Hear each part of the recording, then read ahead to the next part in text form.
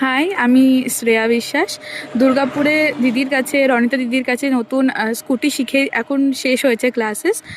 প্রথম কথা বলবো, দিদির সাথে অনেক দিন ধরে মানে চেনা জানা তো ছিল না, কিন্তু অনেক দিন ধরে আসছি, দিদির সাথে ক্লাস করছি। ক্লাসটা খুব সুন্দর হয়েছে, খুব সুন্দরভাবে শেষ হলো। আর দিদির সাথে করার পরে কনফিডেন্স প্রচণ্ডভাবে গ্রো করেছে। রাস্তার ভয় নেই, গাড়ি ঘোড়ার ভয় নেই, গাড়ি ভালো করে চালিয়েছি, কোনো সেসব নিয়ে কোনো প্রবলেম হয়নি।